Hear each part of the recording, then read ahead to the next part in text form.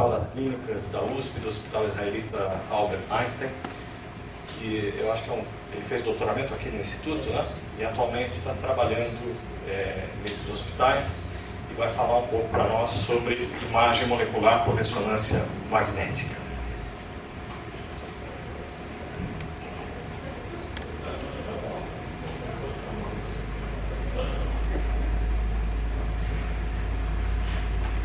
Bom, boa tarde a todos vocês. Eu vou falar sobre a imagem molecular por ressonância magnética.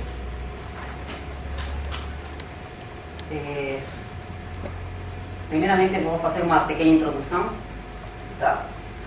Vou tentar falar sobre os princípios e as técnicas básicas de imagem molecular e os objetivos dela. Seguidamente, eu falarei sobre as nanopartículas paramagnéticas como agente de contraste. Primeiramente, de um ponto de vista usado pela fagocitose. Seguidamente, eu falarei sobre marcação de células em si, como agentes específicos ligados às nanopartículas. Seguidamente, eu falarei sobre a espectroscopia localizada em vivo, que é uma técnica que auxilia muito a parte de imagem molecular. E, finalmente, se ainda dá tempo, eu vou falar sobre a ressonância magnética funcional, que é uma técnica que também, juntamente com a imagem molecular, ajuda para o diagnóstico e tratamento de tumores no sistema nervoso central. Bom, eu vou começar com uma parte introdutória. Primeiramente, falarei sobre a imagem molecular. A imagem molecular simplesmente vem a ser um conjunto de modalidades que usam imagens médicas para tentar entender processos biológicos, normais, patológicos, né? A nível celular ou molecular. E isso daí é feito representado de maneira visual, caracterizando e quantificando os processos, o que acontece nos processos biológicos, né, a nível celular ou molecular. Então, esses processos também incluem o quê? Esses processos também incluem expressão do gene, interação proteína-proteína, metabolismo celular e tráfego intracelular. Bom, agora, essas modalidades de imagem molecular, se a gente aplica a técnica em si, como a ressonância, de um modo clássico, a gente não consegue muitas vezes ter aquela coisa que a gente o objetivo nosso é tentar estudar um determinado processo. Então, para isso, o que a gente quer? A gente precisa de um elemento a mais, que vem a ser os reativos vetoriais. Portanto, para que aconteça a imagem molecular, a gente precisa desses três elementos. Primeiro, de uma sonda, de um reativo vetorial, que é através do qual a gente vai conseguir o alvo. Então, por exemplo, temos uma sonda que, por exemplo, a imagem por ressonância magnética usa as partículas paramagnéticas. Aqui temos os radioisótopos, que usam as técnicas nucleares, né? E com os alvos característicos. Então, estes são os três, digamos, estes são as três partes importantes na imagem molecular. Bom, e aqui temos alguns alvos e os métodos. Temos o método por imagem por ressonância, temos o método positron-emissor-tumor, a parte nuclear, então temos alguns alvos e algumas técnicas. Tá? Só para mostrar rapidamente essa parte, para entrar um pouco mais em detalhe mais posteriormente. Bom, e aqui temos algum tipo de sondas. Por exemplo, temos as nanoesferas, nanocápsulas, as micelias poliméricas, né? Temos liposomas que usam os anticorpos determinados para tentar localizar uma molécula determinada. Temos os dendrímeros, temos os quantum dot, né? E temos os ferrofluidos com ligantes determinados, que esses também podem ser colocados com anticorpos para marcação de células. Bom, então, finalmente, a gente mostra aqui as modalidades que existem. Imagem óptica, tá? Baseada no quantum dot, imagem ultrassônica também, imagem nuclear, a tomografia computadorizada e a ressonância magnética. Tá? Então, basicamente, esse daí deve ser uma pequena introdução enquanto à imagem molecular, assim, com diferença geral. Então, agora tentarei entrar na parte de imagem molecular por ressonância magnética. Então, basicamente, a imagem molecular por ressonância magnética ela está baseada nas nanopartículas de óxido de ferro. E isso de aí se divide em duas. Como eu falei anteriormente, na parte do agente de contraste, a gente injecta, injecta na pessoa, por exemplo, e a gente consegue ter um contraste. Ou aquela que a gente, por exemplo, consegue marcar, mas as nanopartículas estão com um ligante específico para uma célula específica. Então, esses são dois tipos de aplicação que se dá. Então, vou começar pela primeira, que vem ser um agente de contraste por fagocitose. Por exemplo, se a gente, por exemplo, injeta um agente de contraste via intravenosa, e ele vai pela circulação, então ele vai pegar alguns alvos, né? Fígado, tumor, tá? a medula óssea, o vaso, nódulos linfáticos, né? Por o sistema de opsonização, né? Que vem a ser aquela, uma vez que as nanopartículas ingressam na circulação, eles são rapidamente abordadas pelo meio sanguíneo, né? Bom, então o que acontece? Vamos supor, basicamente o trabalho que foi realizado e ainda está sendo realizado foi na parte do fígado, né? A agente de contraste do fígado. Então, basicamente acontece o seguinte: uma vez que é colocado o agente de contraste, ele vai por via sanguínea e ele vai localizado no fígado. Uma vez que é localizado no fígado a gente tem umas células, as células de Kupffer. Então, uma vez que chega lá, elas fagocitam o ferro. Então, lugares onde não tem um tumor, não tem células de Kupffer, então o que vai acontecer? É aí que vai ter as nanopartículas livres, e as áreas que sadias não vai ter nanopartículas porque foram fagocitadas. Então, devido a esse processo, e como as nanopartículas têm uma característica magnética, então eles vão influenciar na hora que a gente faz a imagem. Então aí a gente consegue ter o contraste. Então, mais para frente vou tentar explicar mais ou menos como acontece sem a presença das nanopartículas e com a presença das nanopartículas de um ponto de vista assim, didático. Tá? Bom, então assim, esses fármacos, os ferrofluidos, o agente de contraste, são sistemas magnéticos coloidais que está formado por um disperso, que são as nanopartículas magnéticas, que são monodomínios magnéticos, né? Que tem diâmetros variados, assim, tem diâmetros variados, agora tem de 3, 12, até um pouco maior, né? Mas geralmente para a agente de contraste é usado mais ou menos esse diâmetro, tá? Que tem um ordenamento ferro-ferro magnético. E eles têm uma camada estabilizante em torno dele, na camada molecular, que é absorvida na superfície, mais ou menos uma espessura de 1 a 4 nanômetros, que tem característica orgânica ou inorgânica. E finalmente, o meio no qual se encontram dispersas nanopartículas, que eles vêm a ser um solvente orgânico e inorgânico, que pode ser óleo ou água. Bom, e a característica mais importante desse tipo de ferrofluidos é a estabilidade. Significa que as nanopartículas eles têm que estar suspensas no meio, né? Bom, e elas realmente estão suspensas no meio porque participam duas forças tanto atrativas e repulsivas. Temos a bipolar magnética, a de Van der Waals, e a repulsiva estérica ou eletrostática. Bom, e essa daí, o movimento está equilibrado com o movimento bromiano dela, né? Que acontece entre elas. Portanto, na parte dos agentes de contraste superparamagnéticos, em forma geral, ele apresenta essa fórmula que nós vemos aqui. Então, esse aqui é um íon do metal. Se esse íon do metal a gente substitui pelo ferro, a gente vai ter simplesmente aqui. A gente tem, por exemplo, a magnetita, tá? Que é um agente, justamente um agente de contraste muito usado na parte de ressonância magnética. Portanto, o superparamagnetismo acontece por quê? Porque acontece que ele está composto por material pequenos formado em monodomínios, né? Então, portanto, eles são considerados como partículas termodinamicamente independentes. Um dos parâmetros importantes que é usado em ressonância, que vem a ser os momentos magnéticos, eles, comparado com as substâncias paramagnéticas, como por exemplo o gadolínio, que é usado também como agente de contraste, digamos, ele é muito maior comparado com o gadolínio. Por isso que ele justamente é usado esse tipo de agente de contraste. E esse daqui, que é um parâmetro super importantíssimo no análise dos agentes de contraste, é a suscetibilidade magnética. Quanto mais suscetível é o campo magnético. Então, esse daqui, tanto para as substâncias superparamagnéticas, eles têm uma suscetibilidade magnética muito alta comparado com as paramagnéticas. Tá? Só que na síntese, na fabricação, um custo um pouco maior. Né? Pronto. E falando para o análise em si, a parte na hora que a gente faz o estudo da magnetização desse tipo de substâncias, a gente observa que a magnetização remanescente desse tipo de materiais, eles carecem dessa magnetização. Tá? Um campo positivo quase zero. Tá? Bom, portanto, no caso dos agentes de contraste, tem 3 parâmetros que são importantes que determinam a estabilidade, distribuição e metabolismo nos agentes de contraste, que determinam o tamanho, tá? A carga que tem ela e a natureza da cobertura. Então, são 3 parâmetros importantes que realmente participam na hora de fazer uma escolha de um determinado agente de contraste. Entre os materiais mais usados, como o óxido de ferro, são a magnetita e a manganita. São os mais usados. Bom, os agentes de contraste usados comercialmente são aqueles que estão mostrando aqui, com algumas características, né? Por exemplo, temos aqui aquele que eu trabalho, o AM25, né? Por exemplo, o AM25 é o do agente, que são partículas supermagnéticas, o famoso endorreino, né, que está sendo usado já. Tem algumas, por exemplo, que está sendo, o lumirel, por exemplo, tem outras, uma partícula um pouco maior, né, que é um agente de contraste para o intestino.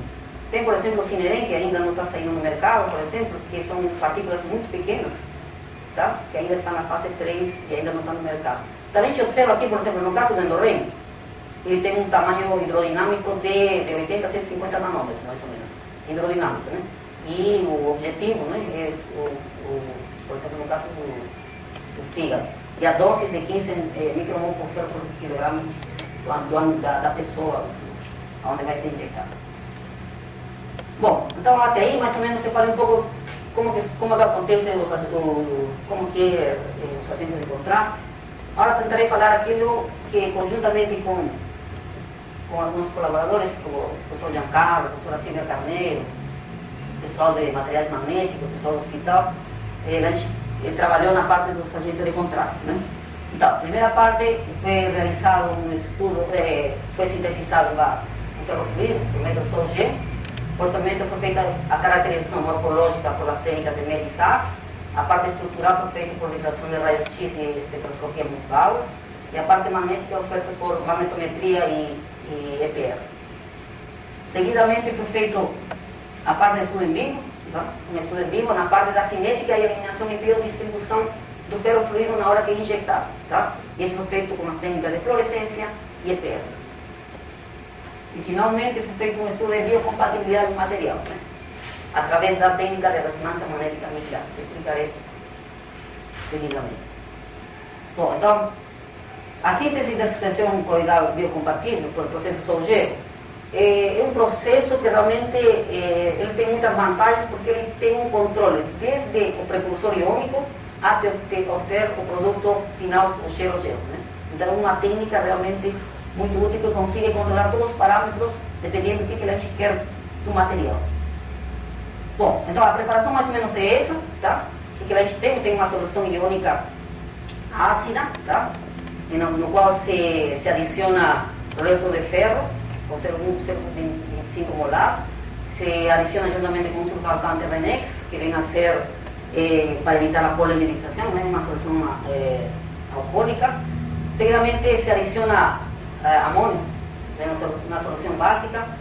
A partir dela se obtém um precipitado de um óxido de ferro. Tá? Esse óxido de ferro ele tem uns sobrenadantes que são os cloretos e os íons cloro e os íons amônio. Então a gente precisa eliminar ele daí. Então para isso a gente precisa fazer uma lavagem aqui. Então primeiro a gente faz uma centrifugação, fazendo que uns sobrenadantes a gente consiga descartar, tá?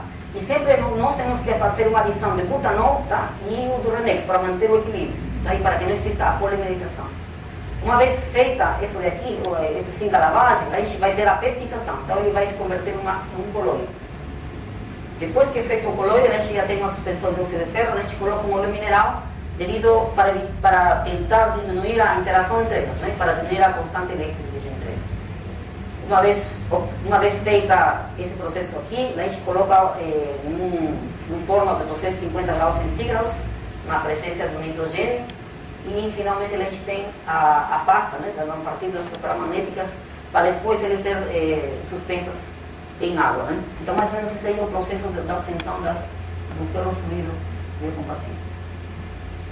Enquanto a caracterização já foram realizados e publicados alguns trabalhos, né? Então eu vou mostrar rapidamente qual foram a caracterização e os resultados, né? Primeiramente foi feita a microscopia eletrônica, observando que essas nanopartículas têm um diâmetro médio mais ou menos de 12,6, com um desvio padrão de 0,2, tá?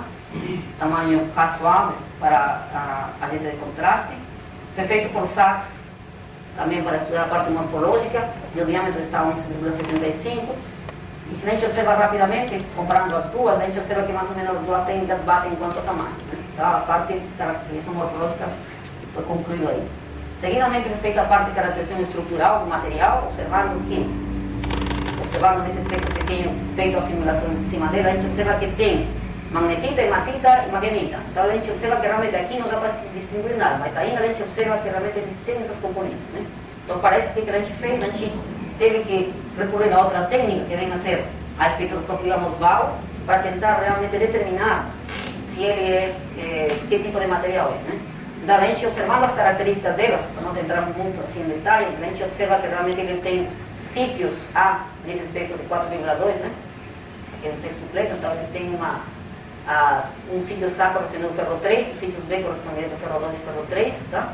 Depois de fazer os ajustes dos campos e perfis, a gente tem esses parâmetros, a partir do qual as intensidades entre o A e o B estão em uma relação de 2 a 1. Portanto, esse aí é característico de uma substância, das nanopartículas formada magnética.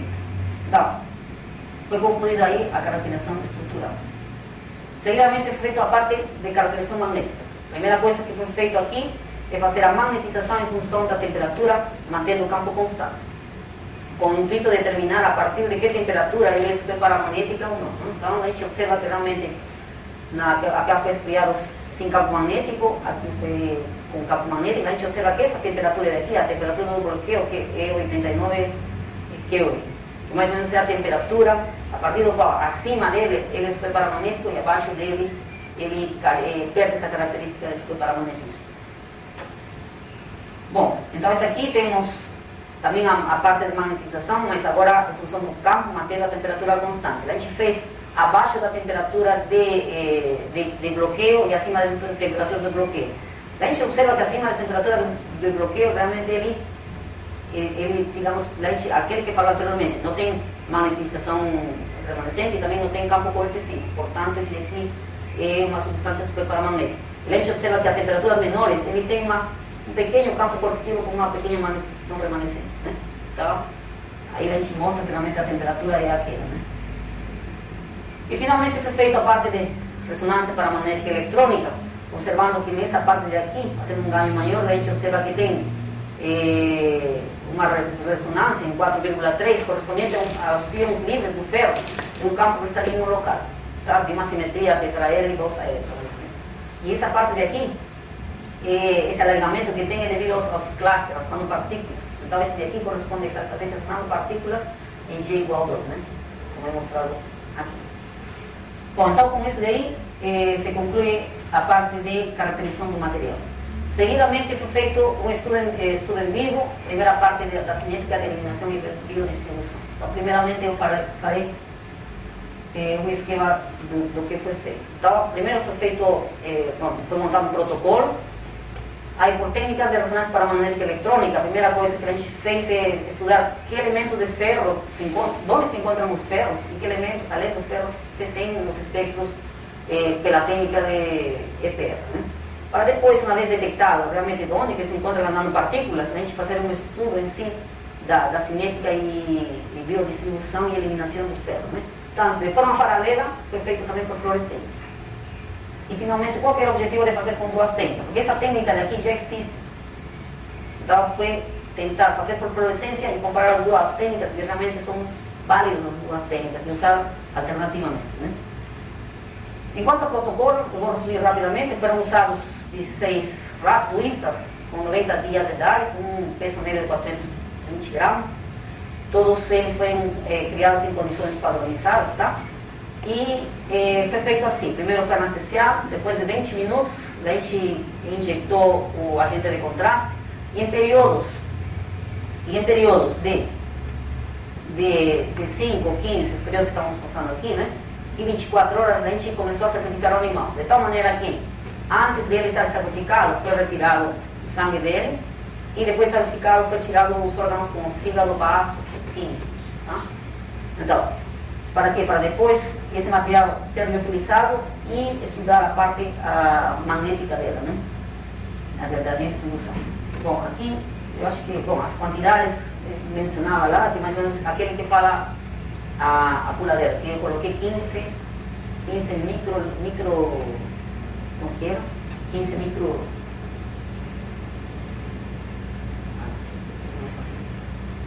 aqui, né? 15 micromol do ferro por quilograma do peso corporal do lixo. Bom, então a primeira coisa que foi feito foi estudar a simplicidade do ferro. Então, só para observar esse aspecto rapidamente, para não entrar muito em detalhe, aqui temos esse pico correspondente à hemoglobina, aqui temos a transferina, e esse aqui tem a ferritina. Justamente na ferritina, a gente observa o seguinte: na ferritina a gente observa esse pico normalmente de quê? Esse pico característico da nanopartícula. O que acontece? A ferritina, pelas referências também que já se tem, ela se une, a nanopartícula ela se une com a ferritina, porque uma vez que o ferro é injetado, a transferina ela vai transportar e ele vai levar, e ele vai se depositar onde? Na ferritina. Então é aí que eles se encontram, ligados com as nanopartículas. Por isso que a gente observa aqui, justo no pico da ferritina, observa as nanopartículas. Tá? Agora, a gente observa uma coisa importante aqui. Por que a gente mudou a temperatura? Porque quando a gente fez a 4 Kelvin, a gente não observa nada aqui. À medida que vai descendo, o que acontece?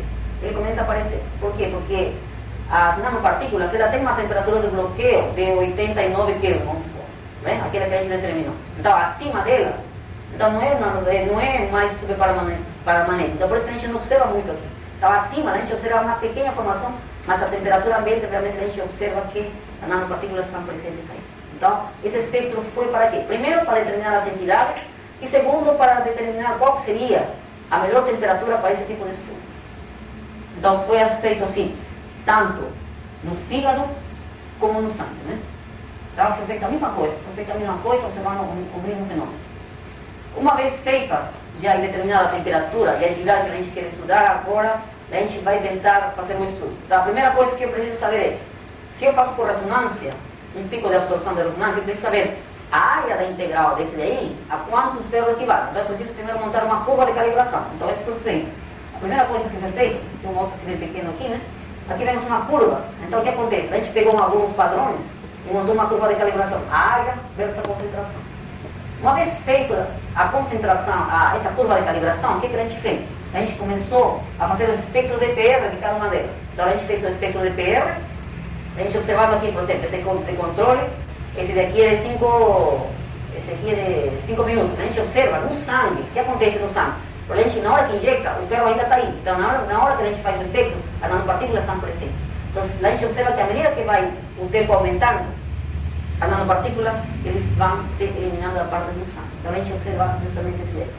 Se a gente consegue montar um gráfico delas, a gente observa assim, aquela que está aqui, realmente eu errei na hora de fazer o gráfico, mas aquele que está de verde aqui, é a curva, depois de haver usado a curva de calibração. Então, essa curva daqui, uma exponencial de primeira ordem, é justamente a eliminação do ferro. Agora, se a gente consegue montar uma equação da concentração em função do tempo, onde esse aqui vem a ser a concentração inicial, e esse aqui a taxa de eliminação do ferro, a gente observa que tem os parâmetros, a gente observa aqui, tá? Tem uma concentração inicial desse valor, uma taxa de eliminação daqui, né? Um tempo médio mais ou menos de 11 minutos que ele permanece no sangue.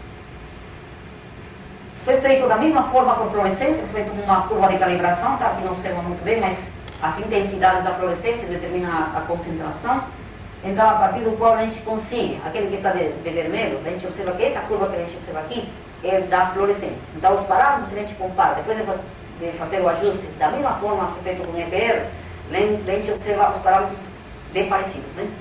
Embora as incertezas, né, por exemplo, aqui a incerteza desse ponto aqui está fora comparado com essa, mas ainda assim, devido ao processo fisiológico em si, eu acho que é assim, uma técnica que realmente, tanto uma como outra, é alternativa e permite fazer esse tipo de estudo.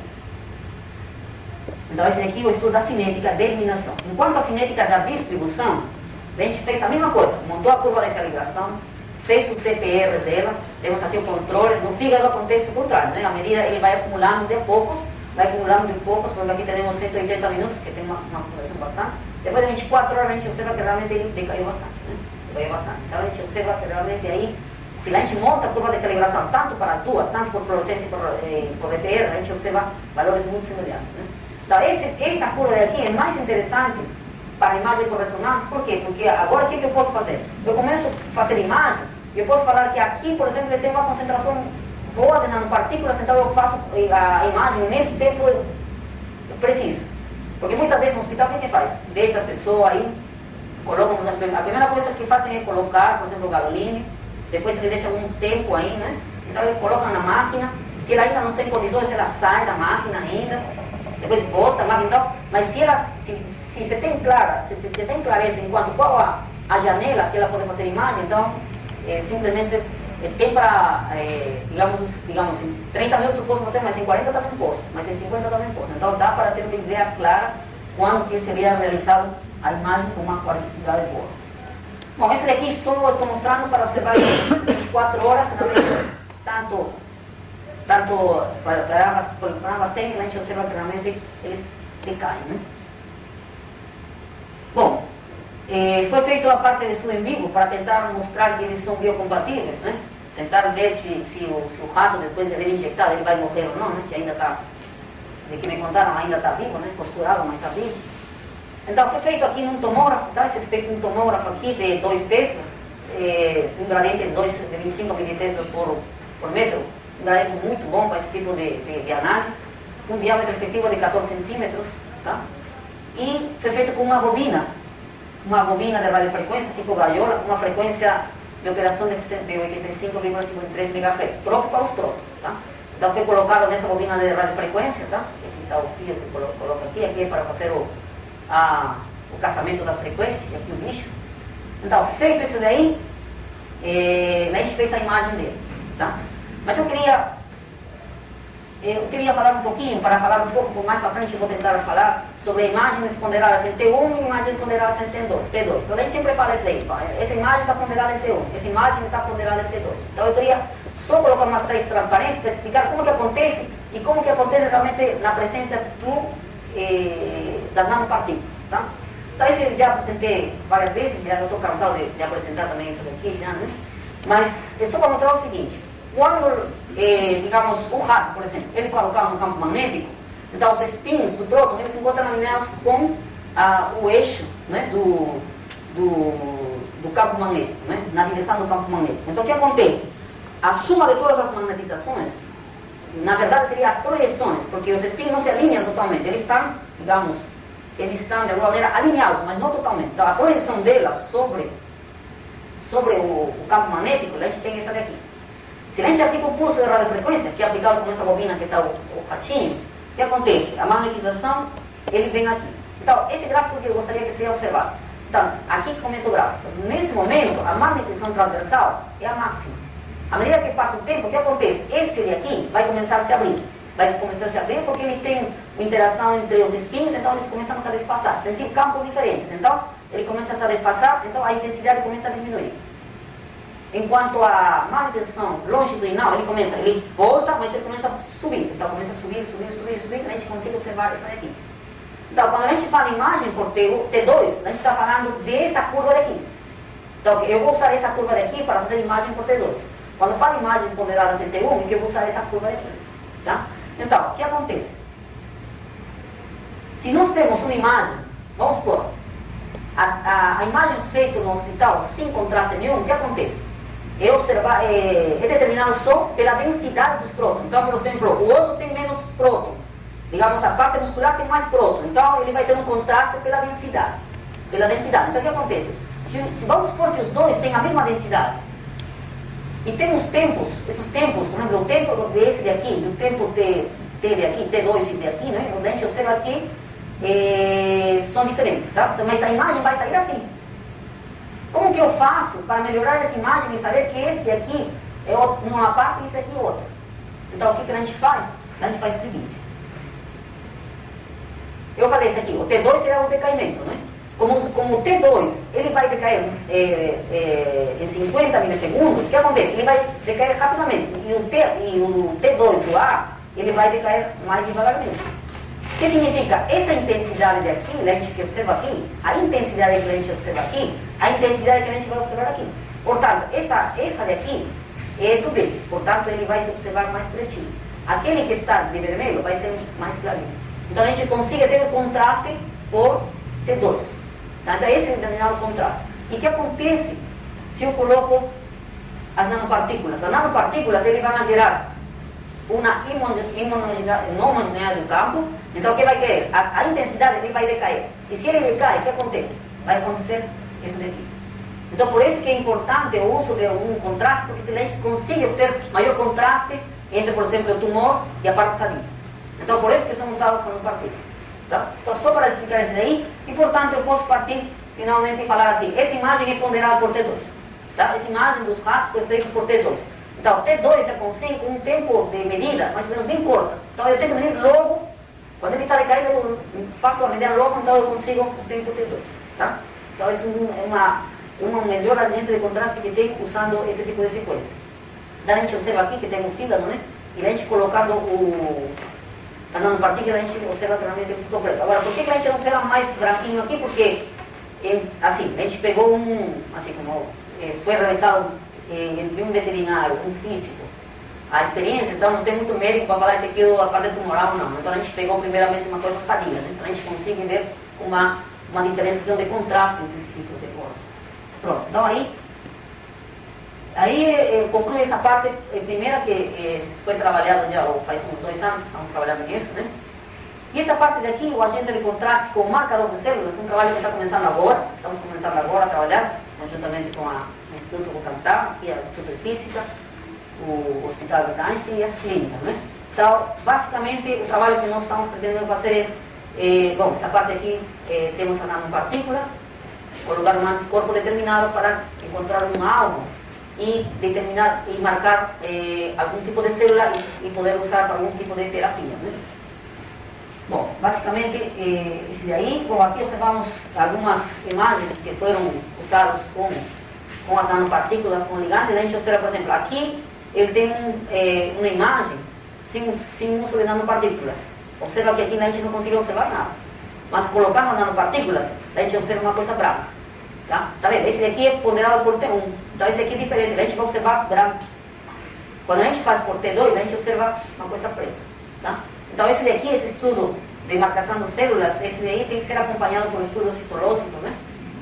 Citológico para tentar ver se realmente eles foram marcados, né? Bom, então... Bom, esse daí mais ou menos onde vai ser feito a parte da Hospital de Einstein, esse aqui que fica no Francisco Morato, que está sendo implementado agora, esse aqui é o laboratório do animal, né? Aqui que vai ser feito o trabalho e outros ambientes que tem no hospital, nessa parte de marcação de células. Bom, agora eu falarei de uma técnica de espectroscopia localizada em vivo, uma técnica que auxilia muito, mas ele não usa um agente de contraste, mas ele permite o estudo dos metabólitos existentes numa região determinada. Por exemplo, se no cérebro a gente gostaria de observar o que acontece metabolicamente, a gente não conseguiria se a gente faz um espectro total da cabeça toda, devido a que ele tem uma complexidade e uma heterogeneidade muito grande. Então a gente precisa aqui, eu localizar, digamos, por imagem eu localizo o tumor e por espectroscopia eu faço o seguinte, eu quero só o espectro desse local. Então, essa técnica faz isso. O que faz? Primeiramente, bom, coloquei aqui o prêmio Nobel, né, de ressonância, não, de física, né, ressonância. Tem aqui o seguinte, o que a gente faz? A gente vai unir duas técnicas. Primeiramente, a gente une a tomografia, que dá uma informação espacial, que devido à densidade dos prótons, e vai unir juntamente com o quê? Com a espectroscopia, que dá uma informação do ambiente químico, né? Então ele vai dar uma informação espectral. Se eu sumo as duas, o que acontece? Vou ter a espectroscopia localizada. O que significa? Significa que eu vou ter, primeiro, eu fazendo uma imagem, segundo, eu localizo o sector que eu desejo, e terceiro, eu faço o espectro.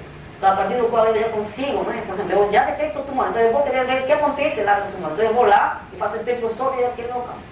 Tá? Bom, basicamente, aqui temos assim, agora com a parte do hardware, a parte do software, a gente consegue obter não só de um local. Então a gente coloca, por exemplo, um cérebro e a gente faz vários boxes, a gente tem um mapeamento, né? Um mapeamento, digamos, de uma área determinada. Então a gente consegue ter o que acontece, e as mudanças assim, né? Bom, basicamente isso acontece porque o próton tem uma ressonância determinada, só que ele tem, para a gente observar esses espectros do próton, a gente tem dois elementos que alteram a frequência da ressonância. Um que é o deslocamento químico, tá? Esse aqui, a origem está na interação da nuvem eletrônica com o campo que a gente aplica. Então, basicamente, acontece o seguinte. Vou colocar aqui. Basicamente, acontece o seguinte. Então, dependendo do ambiente onde ele se encontra, então ele vai observar que, por exemplo, no caso do etanol aqui, por exemplo, tem a ressonância do OH, CH2 e CH3. Tá? Existe outro elemento que altera também, vem a ser acoplamento spin-spin. Esse acoplamento spin-spin, ele ele faz com que interajam espinhos núcleos de uma molécula, fazendo que apareça os multiplexos. Então, por exemplo, esse daqui a gente consegue observar, né? Por exemplo, aqui, bom, eu acho que vou jogar esse daqui. Por exemplo, no caso do espinho do próton tem um meio menos um meio.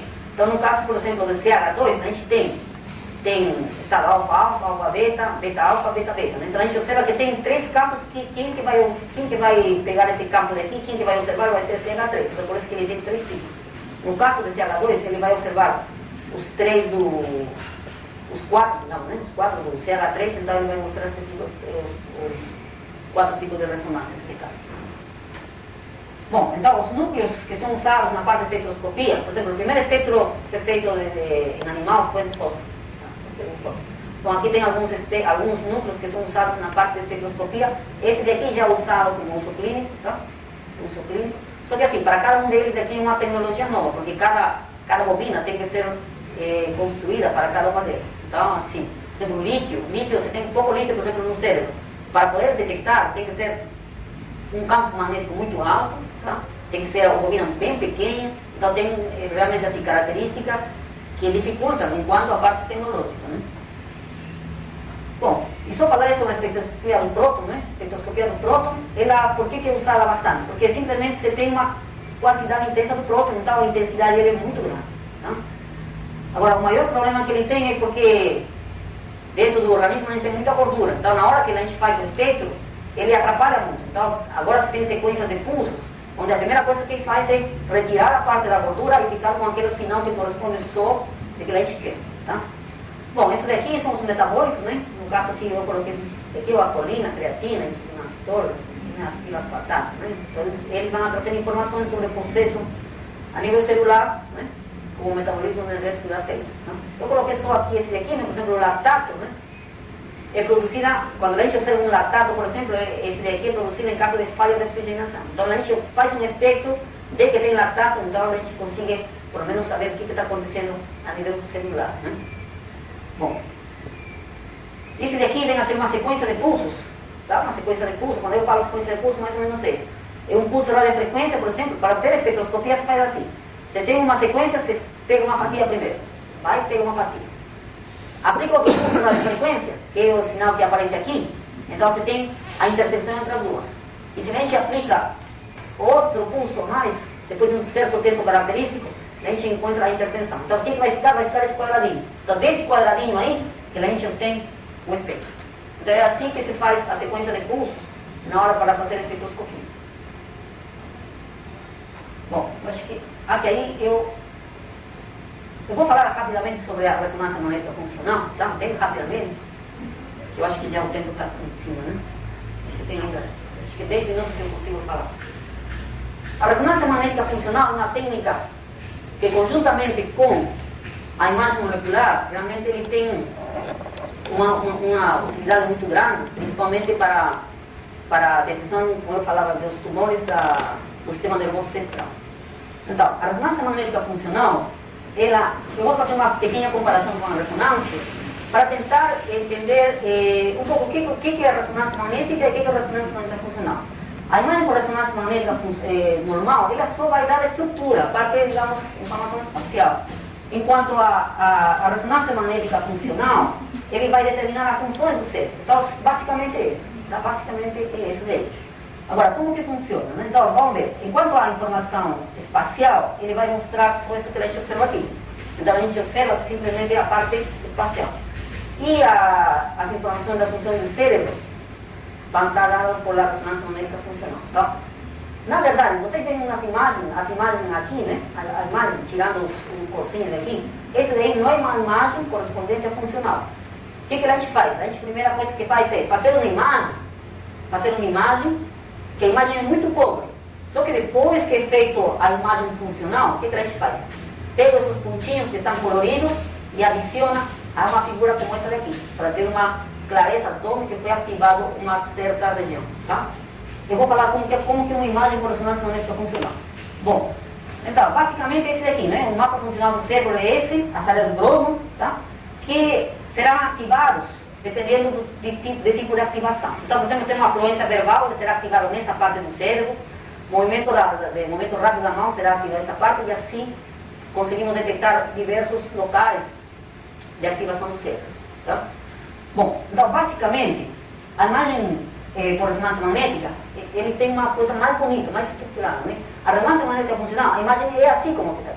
Agora, por que é assim? Porque a imagem funcional é uma imagem que vai fazer o seguinte: se eu quero observar o que acontece na hora que eu começo a mexer a mão, eu preciso fazer um scan bem rápido para tentar observar como que a parte neuronal funciona. Então, por essa rapidez, eu preciso perder alguma coisa. Então, eu preciso resolução espacial. Temporal eu ganho, mas eu perdo a espacial. Tá? Então, por isso que ele tem assim. Então, para eu poder fazer uma análise por ressonância magnética funcional, primeiramente, eu preciso fazer uma, duas, e assim, muitas imagens para eu poder analisar. Como que acontece de um ponto de vista assim? Digamos, para explicar rapidamente a ressonância magnética funcional. A gente faz, eu acho que eu tenho uma transparência mais para frente, eu vou deixar assim ainda. Ele está baseado no nível de oxigenação, que eu vou explicar um pouquinho mais para frente, tá? Acho que esse é o momento. O que acontece? Na hora que a gente, por exemplo, faz o movimento da mão, ele vai ter um fluxo no sangue, né? Para o cérebro. Então ele vai levar oxigênio, então, pela sangue. Então ele vai ser levado pela hemoglobina. A hemoglobina está dentro das hemácias. Só que quando você tem a hemoglobina com saturação de oxigênio, é a denominada oximoglobina. E aquela que não está saturada com oxigênio, então é a desoximoglobina. Então, quando que será que está saturado? Quando ele começa a bombear para o cérebro levando oxigênio. Portanto, o que a gente observa? A gente observa que tem uma diferença entre a hemoglobina e a desoximoglobina de um ponto de vista magnético. Significa que uma delas é diamagnética, que não vai alterar o campo, porque é muito importante observar o campo, né? Porque se muda o campo, eu consigo detectar isso por ressonância magnética. Então, a gente observa que a desoximoglobina ele é paramagnética, então vai haver uma mudança do campo. Portanto, o que acontece? Na hora que vai para o cérebro, o que a gente vê? Se a gente faz uma atividade determinada, o agente de contraste, no caso, vai ser fisiológico, né? Então, o que a gente faz? Na hora que faz uma imagem, a razão entre a desoximoglobina e a oximoglobina, ele vai ter um valor. Se eu não faço uma atividade, vai ter outro valor. Então, vai ter uma diferença entre uma e outra, na hora de fazer a imagem, né? Então, o que acontece? Como que eu faço para saber que área foi detectada? Então, eu faço primeiro sem atividade e eu faço com atividade. Faço duas imagens, vamos supor. Eu faço a subtração das duas e eu vou saber que área que foi ativada. Então, basicamente é isso. Mas, na verdade, não é realmente assim, porque tem outros fatores, né? Então, bom, aqui eu apresento isso aqui, né? Que eles têm eletrões, a parte da desoximoglobina, ele não ele tem elétrons desaparelhados. Portanto, por isso que apresenta uma característica de paramagnetismo, né? Bom, isso aí eu vou passar rapidamente. Então, o que a gente faz para obter a imagem funcional? A gente primeiro coloca um estímulo para a pessoa, tá? Coloca um estímulo e a gente observa. Por exemplo, ele está olho aberto e ele começa a ver esse aí, com uma frequência determinada. Esse aqui tem uma frequência determinada. Depois ele abre e fecha, abre e fecha. E cada vez que abre e fecha, é feito 1024 imagens, por exemplo. Quer dizer, rápidas, tá? Então, o que acontece? A gente tem o seguinte, então tem aqui um off, um on, um off e um on. A gente vai tirando imagens para tentar ver e depois subtrair essas leis. O que a gente observa finalmente? Então a gente observa um sinal que dessa maneira, da atividade do cérebro observado dessa maneira. Tá? Bom, então basicamente esse esquema mostra como funciona lá no tomógrafo a ressonância magnética funcional, como que é feito a aquisição das imagens. Então, a primeira coisa ele é colocado aqui, né? Tem que ser, ele é colocado na cama do tomógrafo, aqui tem as bobinas e os demais elementos do magneto, e aqui tem uma tela do vídeo, né? Uma tela do vídeo que a gente coloca lá, e a gente projeta, né? A gente projeta, por exemplo, feito em PowerPoint, feito em diferentes programas, a gente coloca um estímulo, por exemplo. Então, no caso, é aquele estímulo do xadrezinho. Então, a gente coloca e ele o que faz? Ele começa a fechar o olho e abrir o olho, fechar o olho e abrir o olho. Então, a gente consegue captar essa imagem. No caso de aqui, por exemplo, ele também tem esses controles, mas esses controles não é usado desse tipo visual. Por exemplo, quando ele fala assim, se a gente quer estudar, por exemplo, memória, então a gente coloca primeiro, por exemplo, tesoura, caneta e borracha. Depois coloca em ordem diferentes. Então o que acontece? Na hora que ele termina, ele tem que apertar. Então ele aperta aqui. Então a gente já sabe que do outro lado ele já fez, então a gente continua. Porque pode ser que ele ainda não fez, então a gente ainda não consegue, não pode fazer as imagens seguintes. Então esse daqui é o controle que a gente observa. Esse daqui é, por exemplo, se a gente quer saber, por exemplo, aqueles que tocam violino, por exemplo, né? Se toca violino, por exemplo, a gente coloca aquelas pessoas que têm violino e coloca música clássica. A gente tira imagens para ver se realmente a parte, digamos, de música, a parte da ativação do cérebro, é a mesma aquelas pessoas que não têm essa afinidade para escutar música. Então a gente consegue ter digamos, um estudo em cima dessas pessoas. Né? Então tem estudos assim, digamos, de mais simples, mais complexos nesse sentido. Bom, eu acho que essa parte daqui, eu vou passar, já falei mais ou menos. Só para mostrar, para concluir, tá? A aquisição de imagem tem que ser em pouco tempo, é um confronto de imagens quando ativadas, aquilo que eu falei, né? E os resultados são registrados, tá? São registrados finalmente. Eu vou passar bem rápido essa parte, porque eu acho que não precisa entrar muito em detalhes. Esse aqui, por exemplo, o pré-processamento, realmente não é tão simples assim. Porque assim, muitas vezes o que acontece? Se a pessoa está aí, por exemplo, pega uma pessoa idosa, coloca lá, e ela fala assim, faz assim, ela faz direito tudo, mas a cabeça está mexendo, faz um tempo que está fazendo a primeira, fecha o olho, abre o olho. Então aí a imagem já foi deslocada. Na hora que faz a subtração, a gente vai ter uma área que fala, nossa, essa área está boa, mas realmente foi do movimento em si. Então tem que ter um grau, até um grau de 5 graus, 6 graus, a gente consegue todavía corrigir as imagens, quando a gente consegue encontrar a parte ativada. Tá? Então eu vou passar essa parte daqui, eu estou explicando bem rápido essa parte, tá? Essa parte da imagem. Esse daqui é, digamos, a imagem de alta resolução, tá? A gente tem mais ou menos esse daqui, mas a imagem por ressonância magnética funcional, ele é muito baixo a resolução, e mais ou menos esse seria se a gente reconstrui a imagem. Então é bem pobre, muito pobre. Então se a gente compara as duas, a gente observa mais ou menos esse daí. Então esse aqui é uma imagem normal, esse aqui é por funcional. Tá? Bom, enquanto a correção temporal, muitas vezes, dependendo do tempo, porque ativado e não ativado são um tempo diferente, então a gente precisa ter muito cuidado nesse sentido. Tá? Então esse daqui, só esse que tem que ter cuidado. Só queria mostrar a correção do movimento. Então no caso do movimento, acontece assim, ó, a gente observa, são a mesma imagem, é um sim e um não, mas a gente observa a pequena oscilação. E justamente porque a pessoa se mexeu, então a gente consegue ver que realmente, para fazer uma imagem funcional, esse daí realmente não daria para fazer. Que vai encontrar umas áreas que realmente, aparentemente foram ativadas, mas foi devido que não fez a correção do movimento. Tá? A gente observa uma coisa menos nessa daí. Então, basicamente, esse daqui, por exemplo, uma análise, aqui ó, feita sem correção do movimento, a gente observa uma coisa como essa. Feita com correção do movimento, a gente pelo menos observa uma coisa mais estruturada. Tá? É muito importante a parte de correção do movimento.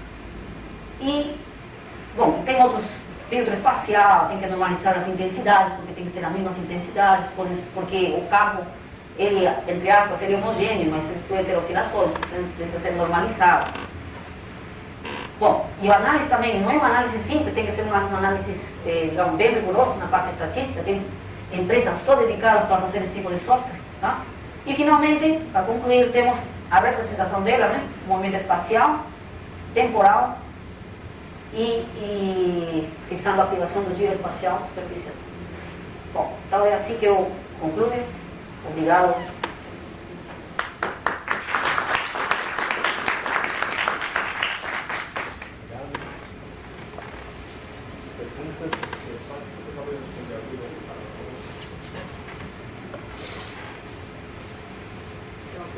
Já há utilização do Brasil de terapia com fluido? Já existe, por exemplo, na universidade no Einstein eles fazem terapia com fluido. Estão começando a fazer, mas já para como terapia. Mas que tipo de tratamento é feito? Ele, por exemplo, ele está trabalhando com células tronco, por exemplo. Mas com hipertermia? Aquele que aquece, coloca um campo magnético, leva a 45 graus e destrui a célula. Né? É isso que eles estão fazendo? É isso que estão fazendo. Com que tipo de tumores que eles trabalham? Agora estão trabalhando, eu acho que com, realmente é assim, tumores não sei, mas eu acho que estão trabalhando com tumores bem básicos, assim, eu acho que não, na verdade não estou muito em detalhe, mas eu sei que eles estão trabalhando com esse tipo de colocar nanopartículas, aquele processo da hipotermia, né? Agora, enquanto a marcação de células, essas coisas também é uma coisa mais laboratorial também. Sim, para uso clínico não está sendo usado. Por exemplo, a ressonância magnética funcional, por exemplo, essa daqui, ela não está sendo usada clinicamente em profundidade. Né? Este daqui, por exemplo, foi usado, teve uma vez que, foi um comentário que me fizeram, mas eu não estava presente também, que tinha um delinquente que ele estava falando que não era ou era, então eles queriam ver se realmente conseguiam detectar a verdade ou a mentira dele. Né? Então eles colocaram lá e ele falava, para ver se realmente detectaram alguma coisa. Mas não chegaram a nada.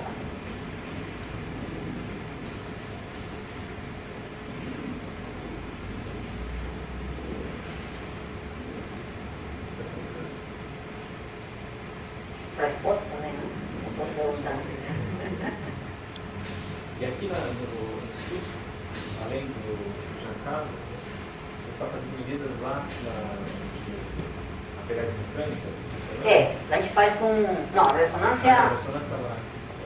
A ressonância eu faço, assim, no Instituto eu não faço ressonância, eu faço no Hospital das Clínicas, no Einstein, São Carlos. A parte de física é feito no laboratório de cristalografia com gel, a gente faz a parte das nanopartículas. A parte de calefacção magnética a gente faz com a carne partite. A parte de EPR a gente faz, eu faço juntamente com o Dr. Turca.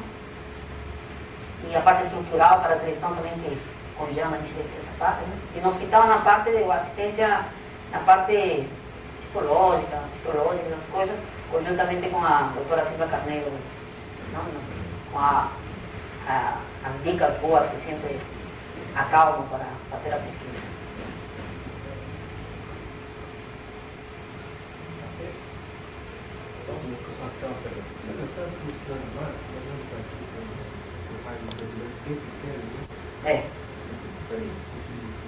O Cinerem.